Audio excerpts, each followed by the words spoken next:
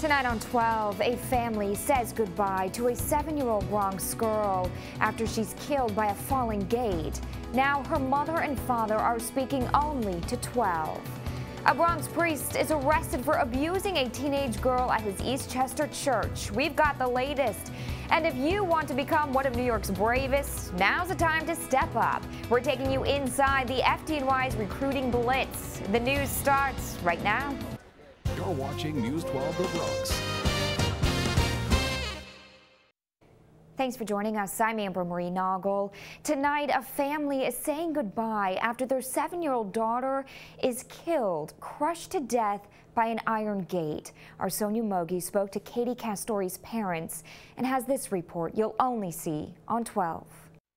Amber, it's been a very emotional wake for the 7-year-old girl, Katie Castori, who was killed when a gate outside of her home fell and crushed her on Sunday. Her parents tell me that they thought they were going to be sending their little princess to start the 2nd grade in just a few weeks, but instead they're burying her. And they are burying her in ballet slippers to commemorate the fact that she loved to dance.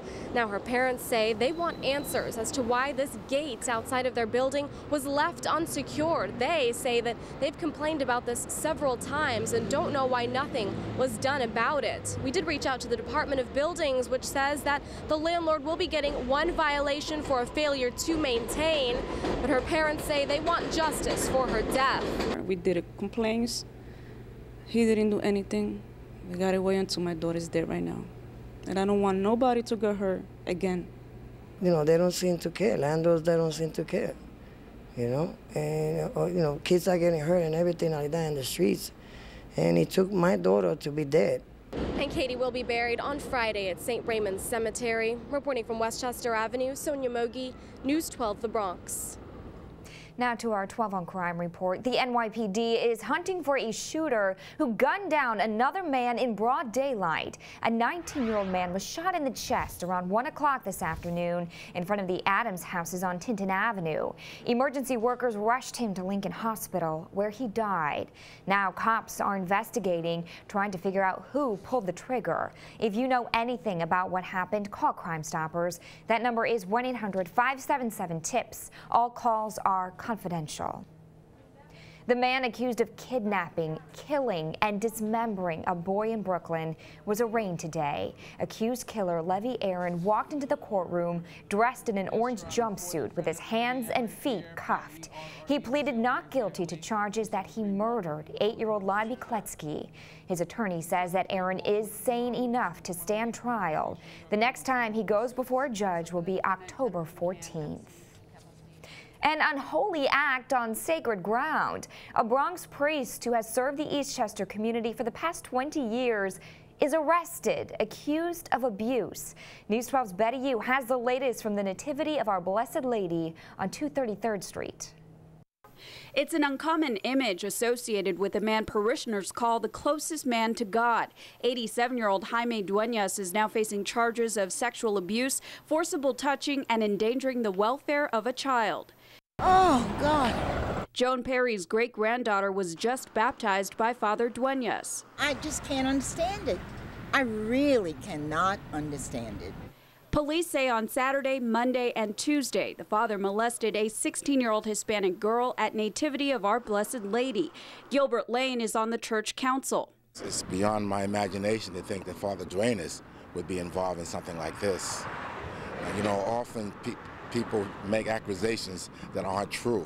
No one answered the door at the rectory where Father Duenas lives. The Archdiocese of New York released a statement saying it is committed to providing a safe environment for all, especially our children and young people. We will cooperate fully with the district attorney in whatever investigation may be conducted. Longtime church members and neighbors say as far as they're concerned, the allegations are nothing more than rumors. I know him for over 25, 26 years. This man is a good man. I don't believe it. I have faith in him, and I still have faith in the church. The Archdiocese of New York says that Father Duenas has been suspended and will not be allowed to function as a priest until this matter is solved. In Eastchester, Betty Yu, News 12, The Bronx. The Archdiocese of New York says Father Duenas has no prior record of inappropriate behavior. Duenas was ordained a priest in 1950. People who live and work on Jerome Avenue are seeing deluge deja vu. This is the second time in days that a water main break shuts down the street. Who can forget images like these? This is from the first Jerome Avenue water main break on July 27th. A 54-inch pipe burst underneath the street at East 177th Street. The rushing water was so powerful that it actually ripped up chunks of the asphalt. Today, a pipe burst at 161st Street right by Yankee Stadium. The Department of Environmental Protection says this water main break is much less severe than last week's. Con Ed crews at the scene were able to turn off the water main. The two breaks aren't related, but both pipes are from 1909. Everything is so old here, the piping, everything old. I'm just expecting that to happen sooner or later. The good news for neighbors is that this water main break didn't disrupt any subway or bus service. If you want to see more of that amazing video from the July 27th break, head over to IO TV channel 612, then select IO Extra. Turning now to Puerto Rico, where people are dealing with devastation after powerful rains from Tropical Storm Emily. The storm didn't directly hit the island, but as you can see, people still had to contend with flooding. Rains and wind brought down power lines, damaged homes, and caused mudslides. A lot of damage in Puerto Rico, Daryl. But now that storm has died down, right? Yeah, now we're looking at areas like the Dominican Republic. We're also looking at Haiti and eventually Cuba. The one good piece of information that Emily is no longer a tropical storm. It has lost its tropical characteristics and just really is an area of lower pressure. As of the 5 o'clock advisory, the system is about 100 miles south-southwest of the eastern tip of Cuba, okay, moving towards a northwesterly direction about 16 miles per hour. Maximum sustained winds only at 35 miles per hour. We're still looking at the possibility of heavy rains for areas of Haiti, anywhere from 6 to 12 inches, and that can cause some serious problems out there, mudslides, flooding, that type of thing. As we take a look at our conditions at home, 80 and 81 degrees out there. We're looking at a calm wind topping at around 6 miles per hour, coming in from an easterly direction. We've got some clouds that'll be filtering in, but by and large, not a bad evening out there, and you notice a flow is coming in from a northerly direction. We'll have a partly cloudy sky for the night and the overnight hours, but high pressure will be building in. So for the day on Friday, we'll be in good shape out there. Overnight lows around 65, 69 for the morning wake up, 78 degrees by the noon hour. We'll call it a mixture of sun and clouds to close out the work week. I'll be back in a few minutes. We'll take a look at what you expect with your 3-day forecast. Thank you, Daryl. Panic on Wall Street this afternoon as the stock market plunges. The Dow Jones Industrial Average dives more than 500 points. It's the biggest drop since 2008, sparking worries by investors our economy is headed for another recession.